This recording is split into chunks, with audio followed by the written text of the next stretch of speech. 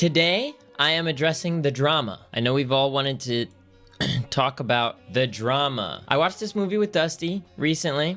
I really liked it. Starring Robert Pattinson and Zendaya, directed by Christopher Borgli. I'm pretty sure this is like a European guy.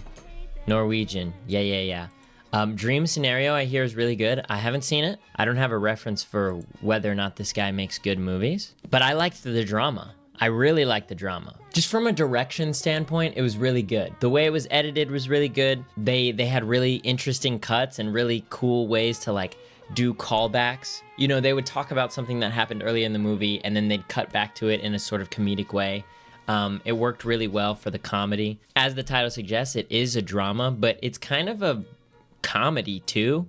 It's like a drom-com. I know we like rom-coms, but this is a drom-com, if you can believe it. Zendaya and Robert Pattinson obviously did great. Having the superstars lead the show was obviously a great job. Everyone else did really good though too. Like there were a lot of smaller characters who they didn't seem like they'd be important, but they had really strong dialogue that characterized them really well. I think about Robert's coworker, she was really cool as well. And those two characters are only in the movie for like minutes, like seconds maybe, like not long at all, but they stick out, you know what I'm saying? They leave an imprint in your mind. That's really cool. The pacing was great. The movie's only like an hour. I don't see where the timing is. 105 minutes. Yeah, it's not long at all. Maybe an hour and a half. Not long at all. And now getting into more of a spoiler vibe. The title is really vague on what the movie is. It's called The Drama, and it is a drama, obviously. But it's like a dark comedy thing, right? They have this. They're prepping for their wedding, and then they have this dinner with their friend, the maid of honor and her husband, trying different foods, trying different wines for the wedding, getting ready for it. They get a little drunk. The maid of honor then asks, "What's the worst thing you've ever done?" And they go around the table and are sharing that. Zendaya's character admits to have like planned a school shooting, which is crazy dark. Like not just planning it and fantasizing about it, but going so far as to like take a gun to school, emulating the Sandy Hook vibe, you know what I mean? Like Pumped Up Kicks, the whole vibe. From that point, it sort of spirals. The maid of honor gets super judgmental about it. The movie does a good job talking about the concept of like morality and judgment and hypocrisy and things like that in a really interesting way, because Zendaya's got the school shooting thing, but the maid of honor admits to having locked a kid in a closet in an RV in the middle of the woods. She also describes the kid as being slow, so this is potentially like a mentally handicapped child that she stuffed in a closet and locked in an RV in the middle of the woods. And when the police ask her about it, she like lies about it. And luckily they found him, but like that kid could have died. You know what I mean? That's like, and beyond having almost died, that's palpable. That's interacting with something, like that's still traumatizing. That kid being locked in there overnight is like awful. Zendaya's character didn't really do anything. You know, she thought about it. Definitely went to a dark place in her mind. She thought about it, but she didn't do anything. So it was I think it was a great choice having the maid of honor who did this horrible thing to some kid be so incredibly judgmental of Zendaya's character. I thought it was great. I love the question posed of like, how would you feel if your fiance admitted something like that to you? I love that like she's not really the demographic you would think of for a school shooter. I love that the only reason she didn't really do it was because there happened to be a school shooting nearby, and that kind of spurred on the community that she found, the school kind of getting closer together, and then she went on to become like a guns rights activist. I really like that Robert's character, first of all, he gets to actually have his accent. I'm so used to him doing the American accent and all of his other stuff like Batman or, you know, The Lighthouse or whatever. I love that he gets to actually be foreign. I think it brings a perspective to the conversation about American gun violence and the looming threat of gun violence. It's just a really unique perspective, because the maid of honor is like being super judgmental, and then at one point Robert's character is like, it's not like she came up with it herself. This is like a whole thing in the American school system, you know, in the American psychology. It's like such a violent culture. That was brilliant.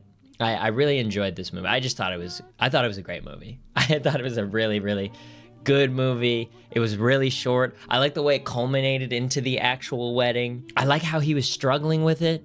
Like there was one point where he ends up sort of cheating on his fiance with his coworker.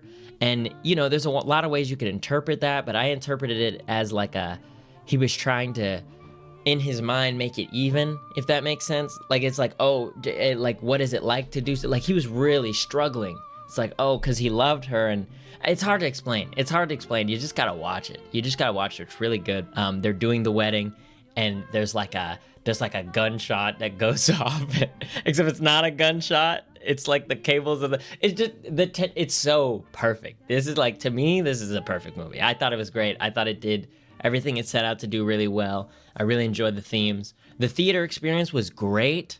There were a lot of people in my theater, very audible gasping, lots of oh my God, lots of laughing. Really great. I really enjoyed watching that in a theater. At one point, the guy in the row in front of me, the maid of honor, was hardcore judging, and he's like, "You literally locked the kid in a closet." And I was like, bro, dead ass. It was so good.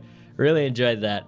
Here's my review. I was very surprised by this film. The subject matter was rather unexpected, and I feel the movie handled it in a classy way. I really appreciate the themes of grief, guilt, redemption, and hypocrisy.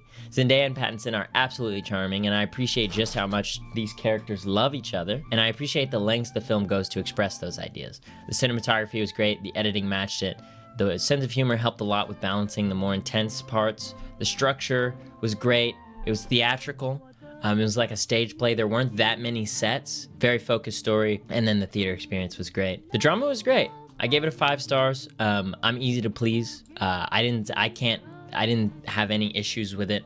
Thought it was a great movie. Super Mario Galaxy. I have complex feelings on this, okay? I want to start by saying I think this movie is overhated, okay? I do think that there is merit to a lot of the complaints. This movie is like, it's beautiful, and it's got a lot of really cool action set pieces. I enjoyed the action set pieces. I enjoyed Rosalina fighting that robot. I enjoyed seeing Peach in the casino. I really liked the Bowser Jr. fight in the castle. I like the way he's animated. I like the way the whole movie's animated. It's a really good looking movie. Now, the problem is that they're not really tied together with anything. There's no story. There's no plot. There's no character arcs. Which is a shame because there's nuggets in there. There's this really cool arc that they set up of Bowser kind of like redeeming himself. He's like, oh, I'm trying to be good. I'm trying to do, less evil things. But then his son is like, no, Dad, you taught me to be evil. And then he's like, wait a minute. You're right. I should stick to being evil.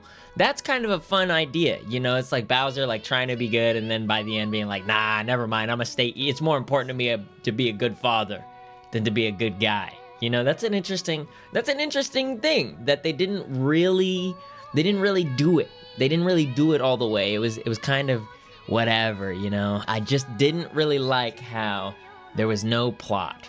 There was nothing to thread anything together. But it was a gorgeous movie. Really good looking. The needle drops were cool. It's called the Super Mario Galaxy movie, but it was mostly like Mario Odyssey stuff. They had the upside down pyramid. There wasn't that much Mario Galaxy happening. After a certain point, it sort of felt like a Smash Bros vibe. You had Fox McCloud, who killed it. Glenn Powell killed it. I mean, that was amazing. Loved seeing Fox McCloud. You had Mr. Game & Watch. You had Rob. Like, there was a certain point where it was like, okay, we're setting up the Smash Bros movie, right? Not nearly as good as the drama, but I think overhated. I do think it's overhated. It just looks really good. There's something to be said about, lowest common denominator style writing. That's totally fair, and I agree with that. But I think I enjoyed this more than the first movie. I think the first movie was like more of an obvious cash grab to me, and this one had cooler highs. Like the high points were more interesting, more satisfying. Well, not satisfying. I would never use the word satisfying for a movie that is as empty as this. But I don't agree that it's the dog slop that everyone says it is. It's a little bit better than that. But it is kind of like indicative of where general audiences are when it comes to broad base family movies. I mean, there are just, I hate the argument that like, oh, it's a baby kids movie, you know, it's a baby kids movie and, you know, it's just, it doesn't need to have, like, that's crap. The Incredibles is great. That's one of my favorite movies. Fantastic Mr. Fox is great. The Fantastic Mr. Fox actually gets better the older you get. I think about something like Rango. Rango's not really a family movie. What other kids movie? I know there are some great ones. Whatever. Here's my review. Let me start with what I liked. The set pieces were cool. Lots of really good action scenes that were creative and well animated. I really love that the princesses got the absolute best sequences in the film. I think the voice acting was really good, aside from Chris Pratt. I hate that guy. Fox McCloud stole every scene, which was awesome. I didn't like the screenplay. It was disappointing. There were bones of really strong character moments, but they didn't happen. The first half hour was really a slog. Felt like there were 3 different intros. Yes, that's something that stuck out to me. Like, it felt like the movie started over 3 different times. It was really awkward, but I guess that's the nature of, like, it almost feels like this movie was designed for clips, like for like scrolling on Instagram or something. It's the type of movie you would watch the scenes of on YouTube rather than watching the movie. I really hate Chris Pratt as Mario. I agree. Yeah, not tied together. The idea of Rosalina and Peach being sisters and reuniting is a great idea. And so too was Bowser becoming a good and then going back to being bad. Very funny, but they didn't come together. I liked it more than the first one. Maybe I'm insane for that, but I really did. I liked it more than the first one. And then I guess this is the part where I go through my watch list, because when I go to the cinema, I love to look at the trailers and be like, oh, that's gonna be cool. But I don't remember. I think we got to the theater a little late, so I didn't really see the trailers. People say Don't Look Up is really good, but Ron told me it's bad. Ron gave it 1.5 stars, but Man Carrying Thing gave it 4 stars, so I don't know who to believe. I don't even know who to believe anymore. Yeah, I didn't see the trailers for that one. Sorry, guys. Saw a movie called Exit 8 lately that I expected to be Backroom Slot, but it was kind of good. Oh, the Backrooms. I want to watch the Backrooms.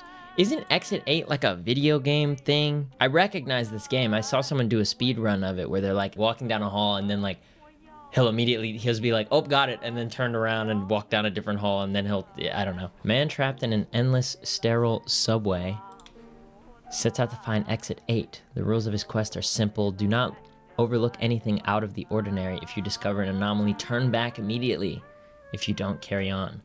Then leave from Exit 8. Even a single oversight will send him back to the beginning. Will he ever reach his goal? Ron gave it 3.5 stars. So which is it? Oh, I ain't reading all that. I'll read it after I watch the movie. Sorry, Ron, if you're watching this. I really want to see Backrooms. Backrooms has that one guy in it. That one guy. I love that one guy. He's really good. He's in The Old Guard, which is like a Netflix movie. And this movie is like kind of mid, but it's like fun, you know?